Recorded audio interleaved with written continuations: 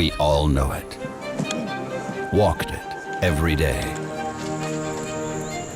But none of them were like these. The world's most dangerous ways to school.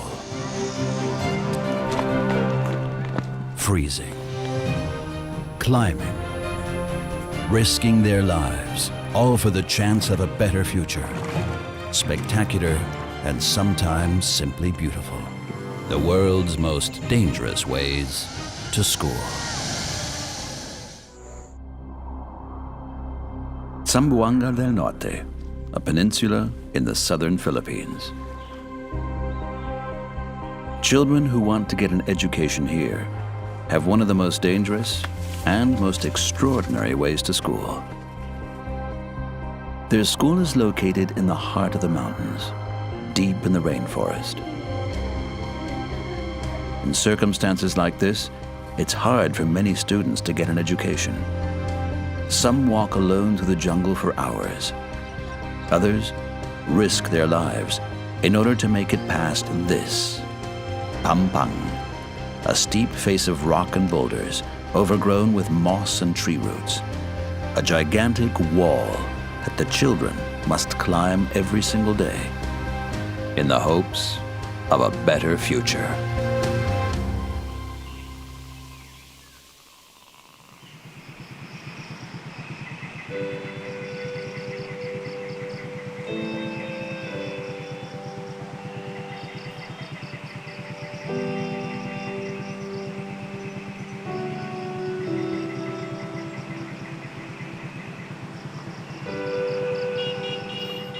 When the sun rises on Mindanao at 5:30 a.m., it gets light quite suddenly.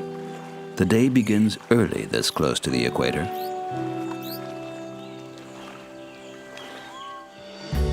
Zamboanga is located in the northwest of the second largest island in the Philippines. The thinly populated coastal strip gives way to sharply rising mountains.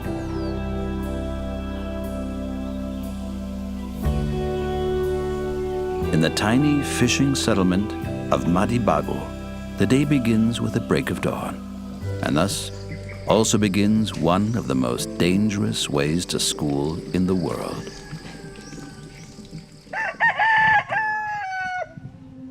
When the rooster crows, Aida Proceso wakes her family.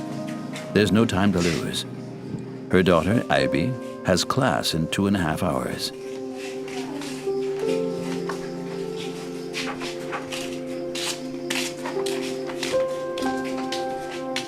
Before getting ready, she helps her mother make breakfast. Like every morning, there's rice, fish, and moringa. The Procesos can't afford anything else. Like 86% of the Filipino population, the family lives in poverty. I go to high school in Oro. Sa Oro National High School. It's a long and very difficult journey, every day.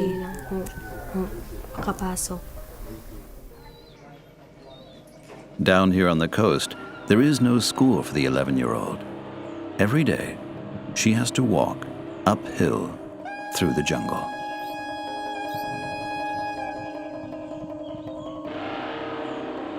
It's no coincidence that her school is located on the neighboring mountain, nor is it bad planning. In this region of the Philippines, families live far apart from one another, scattered across the mountain slopes, the coast, and the woods. The Oro Elementary and High School has a central location.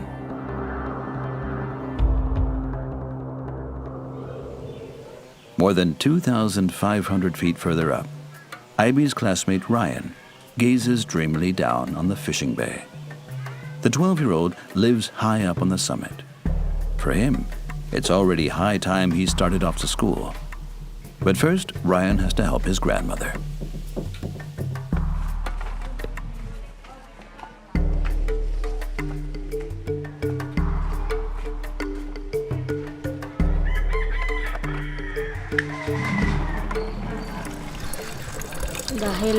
We're dependent on rain up here. If it doesn't rain, They don't have any water to drink. Then I have to come down here before school to get water from the fountain.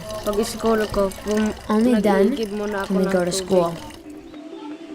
It's over half a mile to the fountain and back. But more than the long distances, it's the isolation up here that makes life so hard for Ryan. He lives in a small cottage along with his grandmother, and all his friends from school live far away. Together they raise pigs. Every couple of months, Ryan's grandma sells one down in the markets in the villages. That's enough for them to survive on. But she wants Ryan to have a better life someday. School is the first step.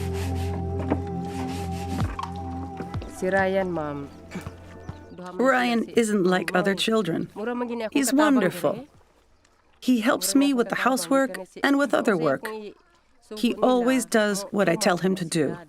But he only has a few friends to play with up here. He is playing on his own most of the time. He's a daydreamer. Ryan's parents live in the capital, Manila, 500 miles away. Their dream, at least a little prosperity. The reality, Ryan's father doesn't have a good education and has to make his living as a motorbike taxi driver. He doesn't earn enough money to feed his son in the city. So ever since his 3rd birthday, Ryan has lived here. Every month, his father sends a support check, about $17 US. Even in the mountains of Mindanao, that's not much. It's just enough for a breakfast of rice and instant noodles. Ryan's grandmother packs the leftovers for his school lunch. I go to school because my dream is to be an engineer, to earn enough money to fly to my parents.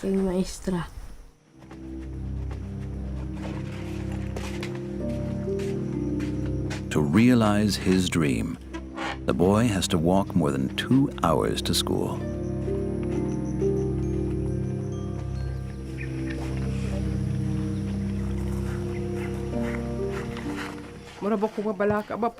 Every morning, when I see him go, it breaks my heart.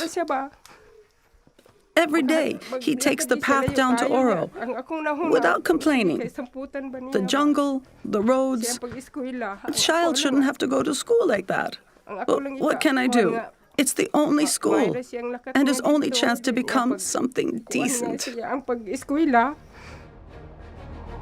To get to school, Ryan must descend for miles through nearly unspoilt nature. And the 12-year-old has to hurry. In fact, he's already late. Class starts in 2 hours.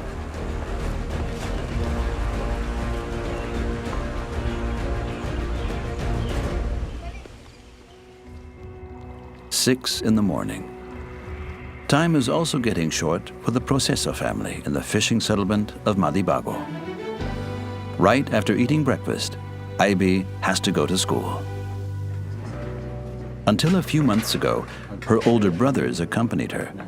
But since they graduated, they've been looking for work in the city.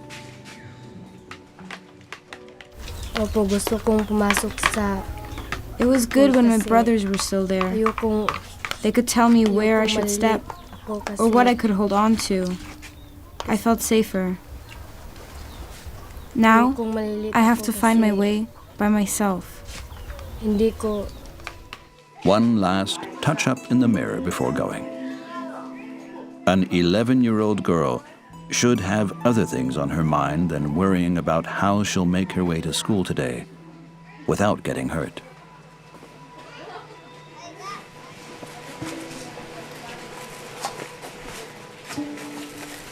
Aibe's mother used to be a teacher at her school. Ida climbed the path with her children together, but she's no longer physically capable of making it on her daughter's route. Whenever I see Aible go, I'm always reminded of the accident. I was with her. I was climbing a few feet underneath her. All of a sudden, she fell towards me. Luckily, I was able to hold on to her. I can't bear to think that she's alone on the wall now. The closest larger town in which there's something like medical care is about 12 miles from Madibago. Dapitan City.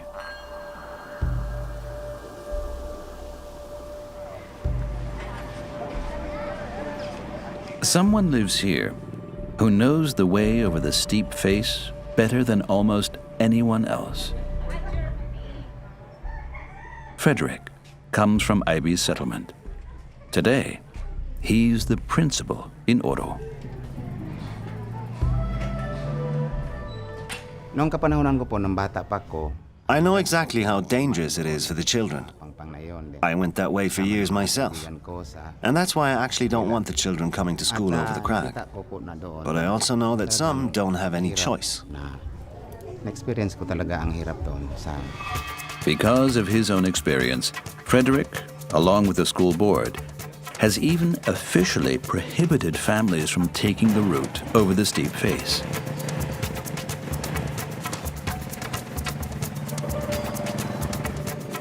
But he also knows, on the one hand, he can't tell anyone which path to take.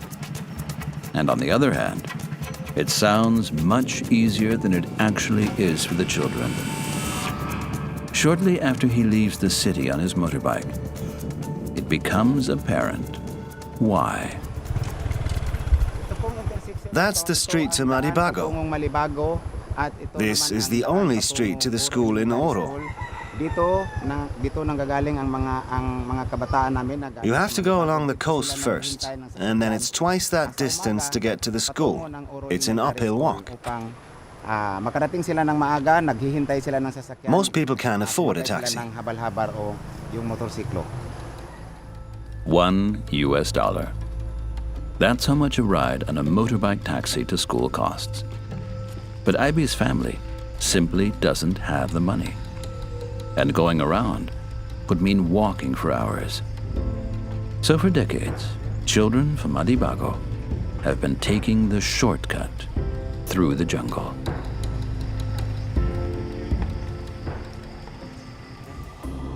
And they have to make it over this. A steep face. The people here simply call it Pam-Pang, which means something like short crossing. A crossing from the coast to the mountains, from water to rock. It rises all of a sudden like a huge wall. In some places, its slope is 90 degrees. The naked rock is overgrown with slippery moss and roots. Many people have fallen here. Some have critically injured themselves while trying to climb Pam-Pang. That's why the children from Madibago prefer to go together. I hope there are some older kids today. If not, I have to lead the younger ones. In fact, other children are already waiting at the meeting place, so they can climb Pam-Pang together. But it's only 8-year-old Shomari and his younger brother Chanel who will share the path with Aible today. At the age of 11, Aible is the oldest, and as such is responsible for the other children.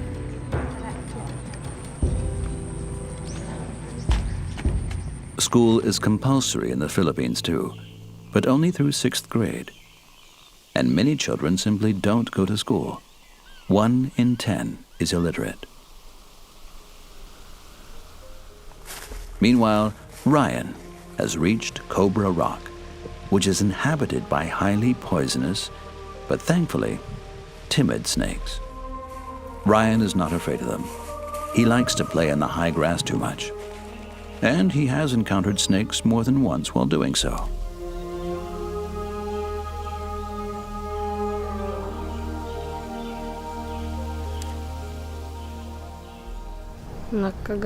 Once, I was running up the hill in the afternoon. I wasn't looking down. All of a sudden, I heard tack, tack, and my leg hurt. A snake and the grass lunged at me and bit me here in the calf. Luckily for Ryan, it was only a sawe, a non-poisonous variety of snake, not the Filipino spitting cobra, which lives here in the mountains and can kill with one bite.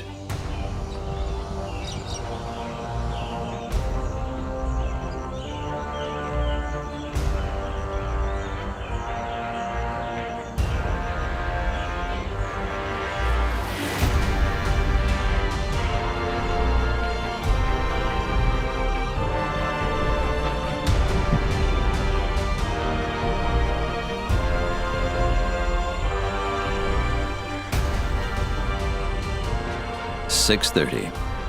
School starts in 1.5 hours. Ryan still hasn't covered even 1/4 of the way yet. The 3 children at the foot of the mountain have also made little progress. They're approaching the most difficult part of their daily route.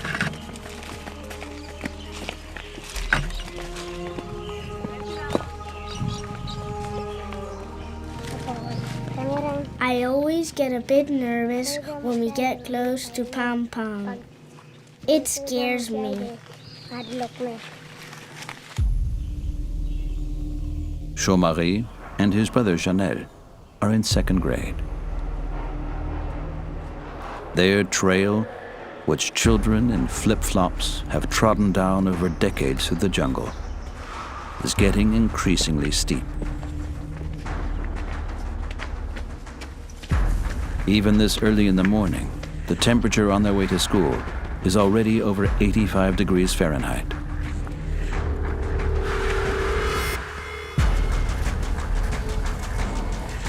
In addition, there's also the high humidity of the jungle.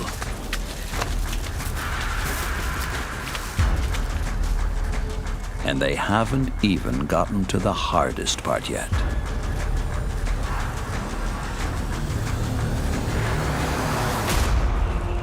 Meanwhile, up on the mountain, Ryan has reached the coconut fields. Sometimes he encounters the coconut farmers here, cutting new notches in the palm trees with their machetes. They use these notches as steps to climb up the trees and harvest the coconuts by hand. Along with rice and mangoes, coconuts are the most important crop in the region. But the yields from the mountain fields aren't big enough to play a role in the large-scale export business. It's too difficult to transport the coconuts down to the cities. Most are sold at markets in the mountain villages. It's almost 7 o'clock already. School begins in 1 hour, but the heat is getting to Ryan. Sometimes, when the farmers let him, the 12-year-old takes a short break and catches a breeze.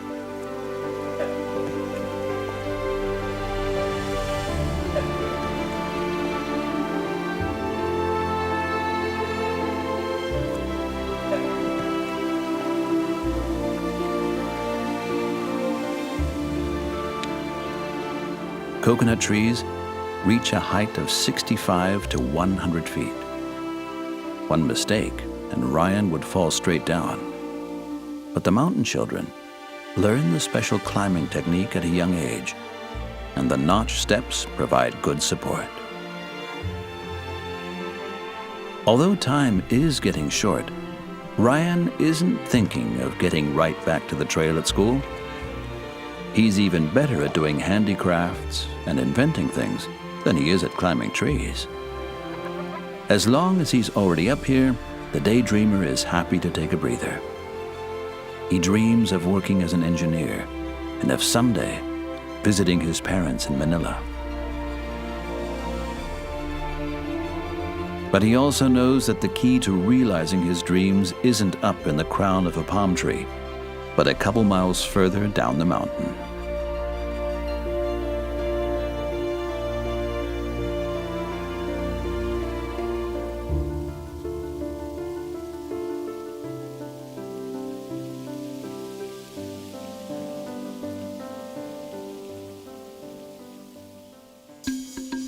Aible, Jean-Marie, and Chanel have reached the steepest part. Every time she gets here, Aible thinks about the day her mother saved her life in the nick of time. It rained that day. Right up there. That's where I slipped. She would have been dashed against the rocks if Ida hadn't caught her. But Aible's mother isn't there today. The 11-year-old is on her own and has to lead the younger children. Right as the children are about to get started, someone comes from the other direction. The iron rule on Pam-Pang: the person climbing down has right of way. At some parts, the rock ledges and roots are so narrow that only one person at a time can climb on them. It's one of the fishermen who climb down every day from their homes in the mountains to feed their families. For them, Pam-Pang is more than a shortcut. It is the most important connection between life on the mountain and life on the coast.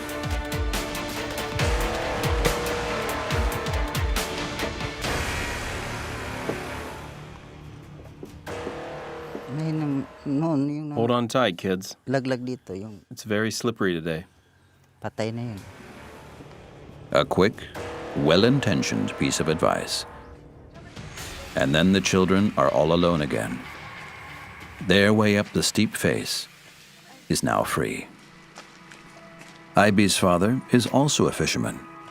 While she's up here climbing, he's making the family's living on the Sulu Sea, a marginal sea of the Pacific Ocean. The Sulu Sea is quite shallow along the coast. The fishermen can walk hundreds of yards out to their boats. But a little later, the ocean floor drops off sharply to a depth of up to 4.5 miles. Ben Proceso never got an education, but he knows his children's way to school very well. She should be up there right about now. I always look up when I paddle out to go fishing. I wonder if it's right to send my daughter on a path like that. But what can I do? After all, she has to go to school.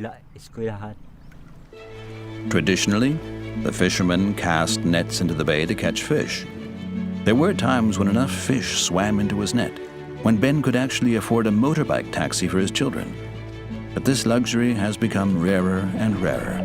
The catches are getting worse and worse.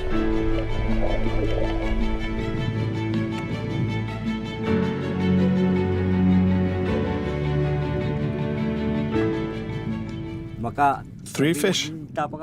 That's actually pretty good for one morning. Sometimes I even get 5. I don't want my children to become fishermen. Well, if that's what they want, then okay. But they ought to learn something useful. That's why they have to go to school. Once again, the catch is just large enough to feed his own family. Ben hasn't sold fish for a long time now, and that's why he simply doesn't have the money to spare his daughter the dangerous journey to school.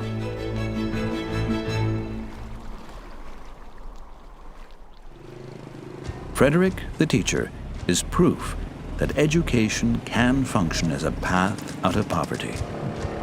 He too came from a fisherman's family in Madibago, and he took the way to school over Pam-Pang every day.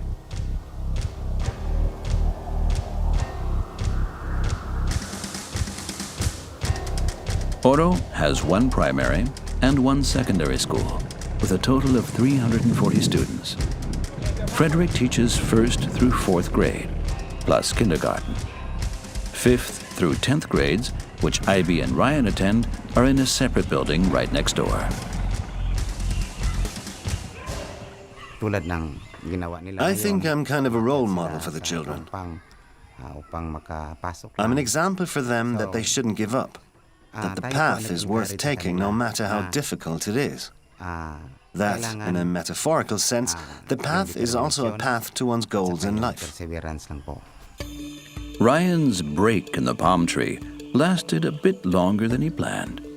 It's 7:15. At 8 o'clock, that is in 45 minutes, class starts.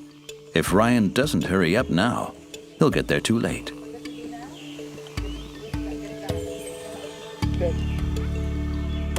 But instead of getting a move on, he enjoys a coconut that he has just scavenged.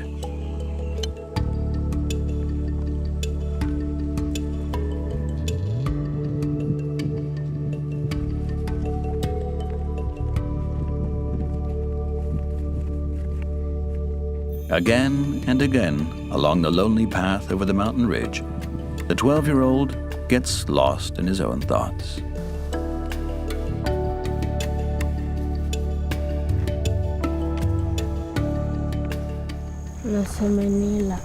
I think of my parents a lot up here. I don't know when I saw them last.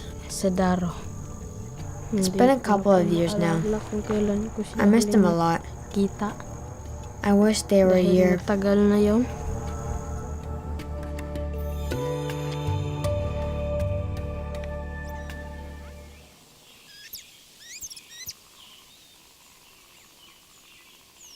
Several hundred feet below, Aible, Chaumarie, and the 7-year-old Chanel have other problems to deal with.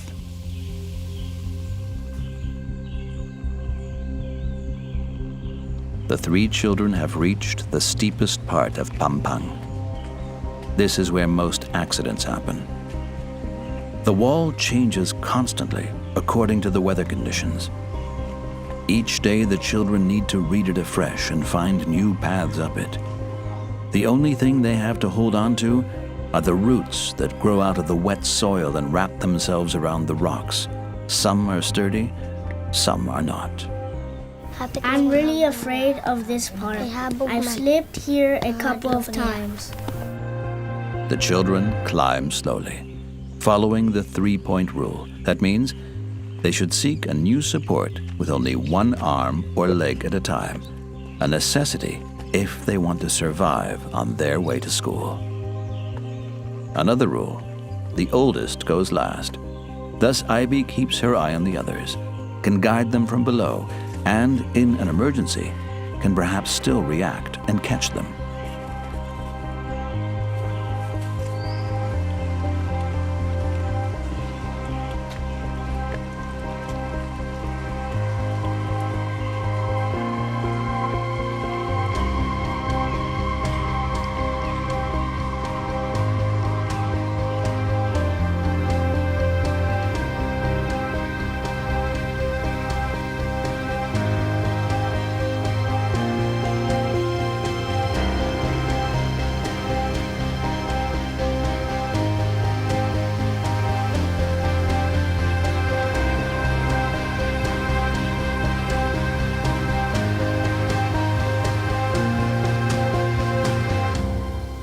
While her daughter continues to climb up Pam-Pang, Aible's mother walks a few hundred yards along the road to her new job.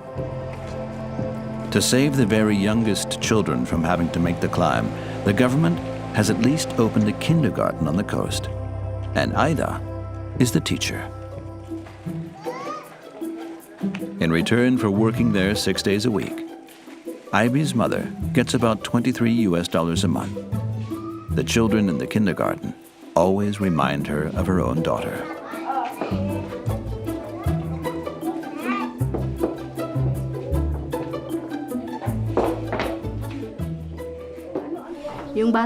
When Aible was that age, she was a very shy girl.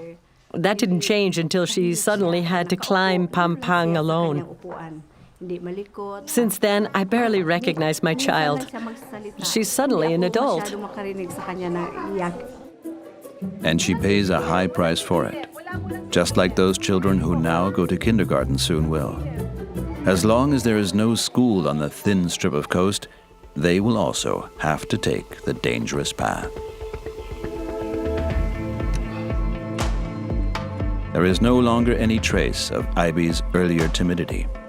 Courageous and confident, she leads the 7- and 8-year-old up the crag. Their strength is fading. Climbing takes it out of them, especially the 2 boys. It's important for them to maintain their concentration, as it's especially slippery today.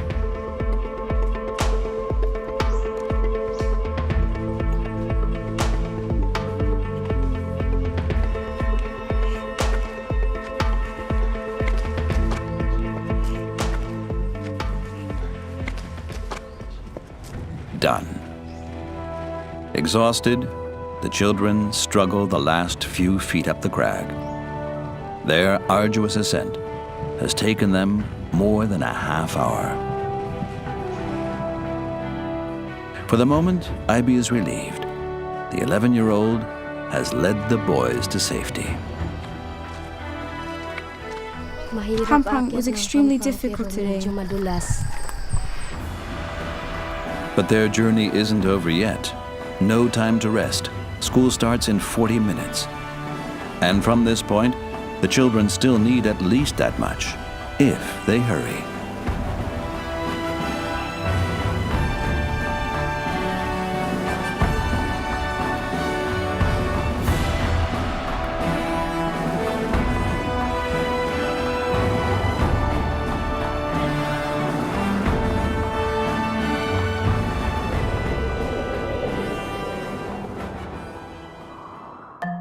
Up on the plateau, several children from the surrounding villages have already reached the school in Oro. And they're supposed to be there early. Every morning before school starts, all the students and the teachers clean the grounds. The children from Madibago and the remote mountain settlements rarely participate. Frederick, the principal, doesn't have the heart to punish them or to be mad at them. Those children who live far away almost always come too late. All we can do is offer to spend time in the afternoon reviewing the material they've missed. From the other side of the ridge, Ryan finally reaches a building he knows only too well. It's the Daro Elementary School, the village school he used to attend. It also has a kindergarten. There are only 3 rooms and 3 teachers. First and second grade share one room and one teacher, as do third and fourth grade. I went here from kindergarten to 4th grade. Daycare hanggang grade 4. Tapos That's all the further it goes. Malapit lang itong school. There's no secondary school here. That's why Ryan now has to go all the way to Oro. At least from here on, he walks along the road. Many of his former classmates don't go to school anymore. The way is simply too long for them.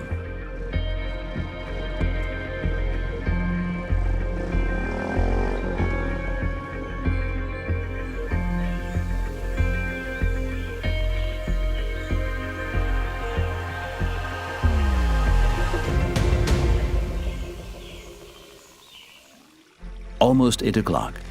After the climb, Aible and the 2 boys are hurrying through the undergrowth of the mangrove forest. The 11-year-old is determined not to arrive too late.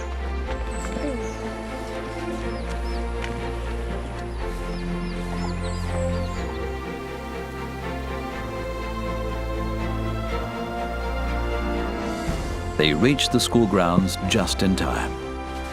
Many children from the surrounding area are already there.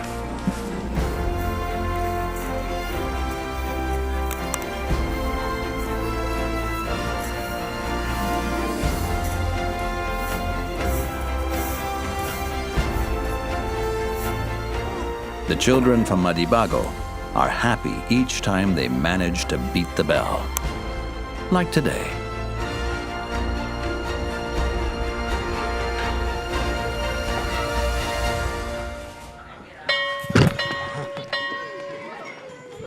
School begins at 8 o'clock sharp with a traditional flag ceremony. Frederick, the teacher, takes attendance for each class. A handful of students are just about always missing at this time of day. Nevertheless, school begins as planned with the national anthem.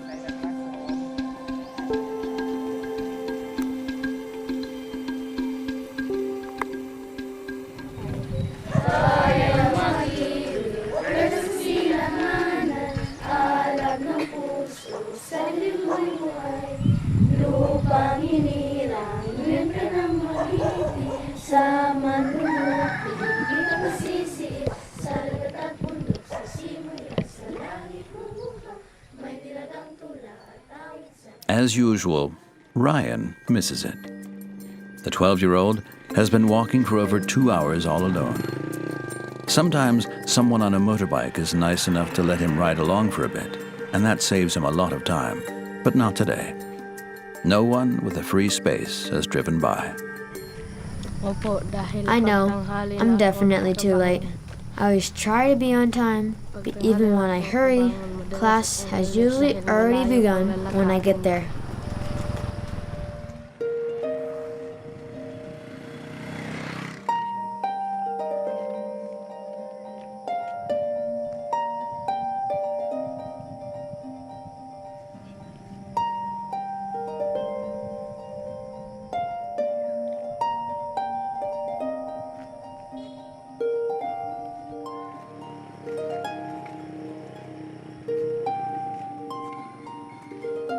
He gets to school at 8:45.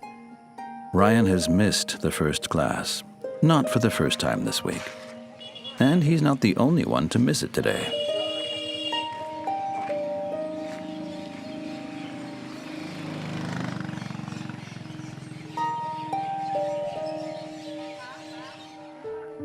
In second grade, the lesson is well underway.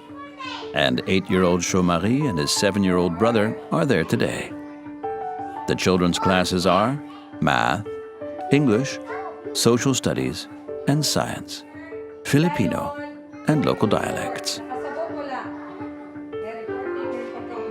But not all the children seem to be paying attention. The exhausting climb up Pam-Pang has taken its toll.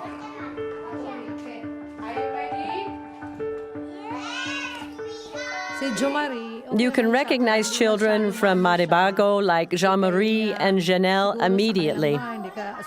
Their inability to concentrate makes them stand out. They're tired. I have to give them special attention to make sure they participate.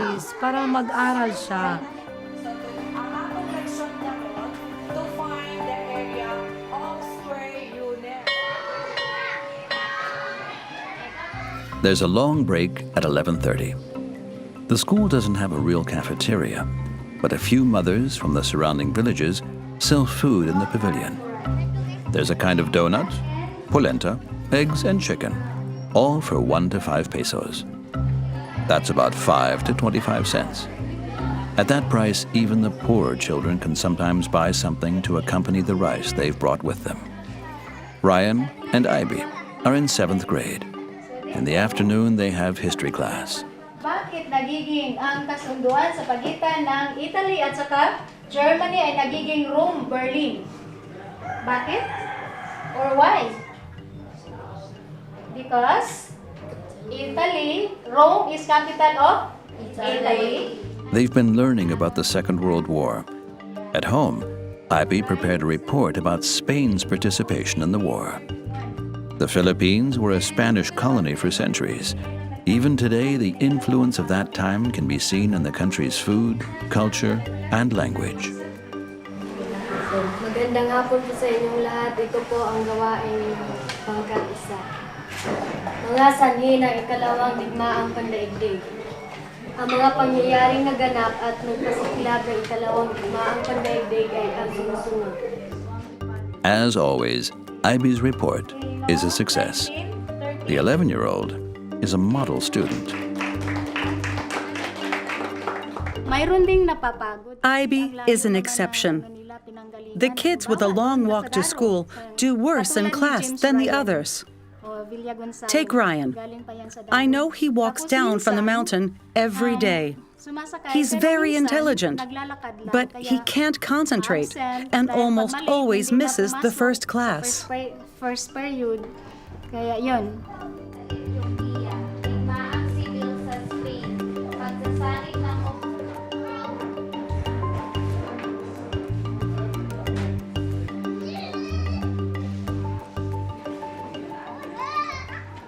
School ends at 3:30.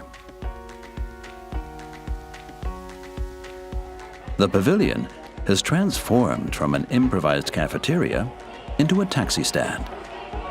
Many motorbike drivers from the region, some of them the same age as the students, are waiting in the hopes of earning a little extra money. Chomari and Chanel are in luck.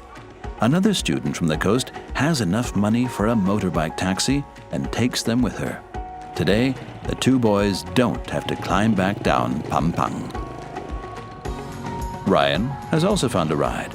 A farmer going his way can take him along for part of the journey. A rare stroke of luck.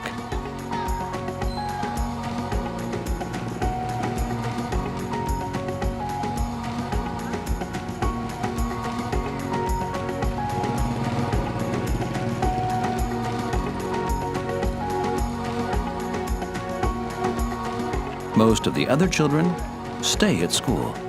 The grounds are open to everyone in the afternoon. Teenagers who live far apart from one another use the opportunity to play basketball together, the national sport of the Philippines, or just to spend time with their friends. Like Aible. Maging pulis po mo. My friends are here. This is my only chance to be with them. Magdodroga. Getting a ride from the farmer saves Ryan a whole lot of time. Over 1 hour on foot. Opo, dahil para pag abot I want to get home fast. Makapaglaro ako. For a change, the 12-year-old does not dawdle on the way home. As happens so often, a storm is drawing near.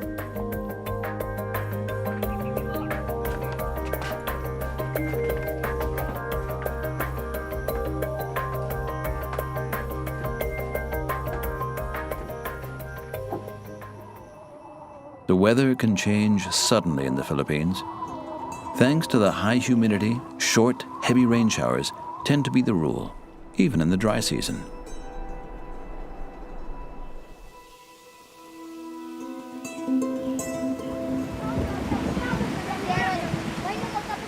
This is no problem for most of the children. The clouds often disperse as quickly as they've gathered. But for Aible, it means even greater danger on her way home from school. The roots, the rocks, the soil. Pam-Pang is now even more slippery than usual.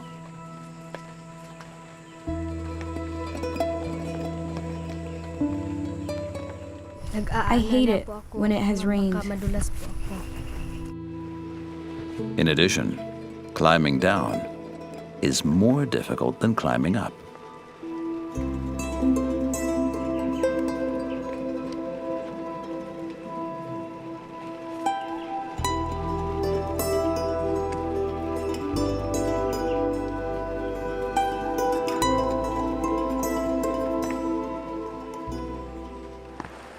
Aible's mother, Aida, dislikes the rain as much as her daughter.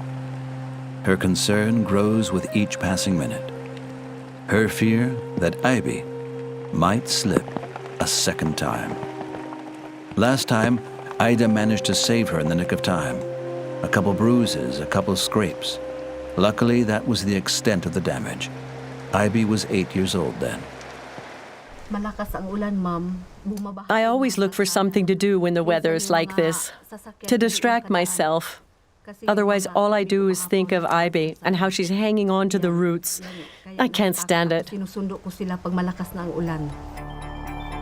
At that very moment, Aible has reached the steepest part of Pam-Pang, and the rain is getting stronger. There's no one around to help her in an emergency.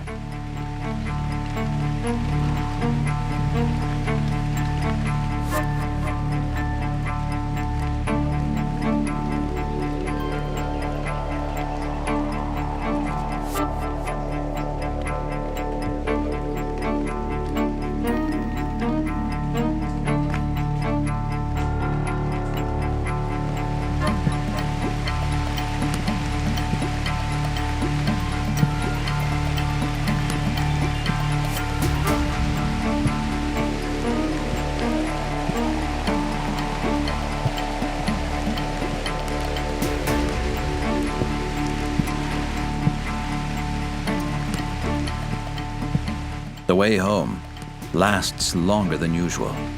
Normally, Aible would be home by now.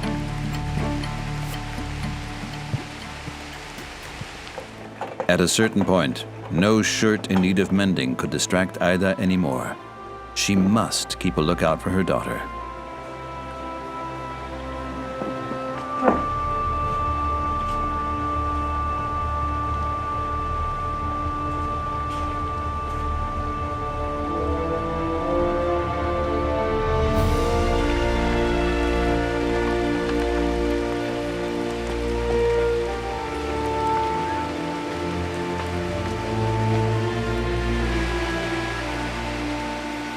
What Aida would really like to do is embrace her daughter.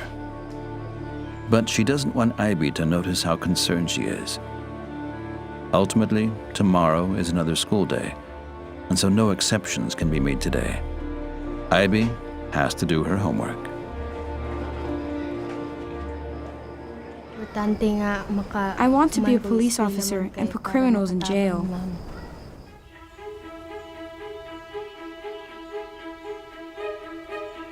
The school day comes to a close on top of the mountain too. Like every evening, Ryan does his homework while eating dinner.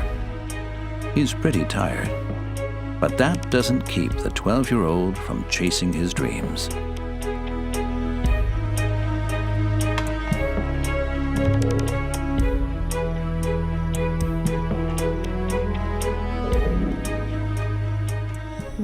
My biggest wish is to have enough money someday to go to Manila.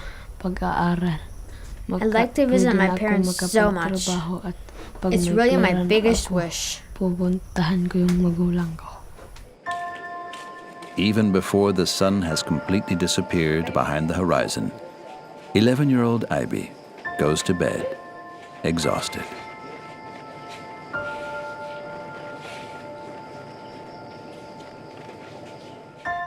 Ryan also goes to bed early, like always. The children from Zamboanga del Norte.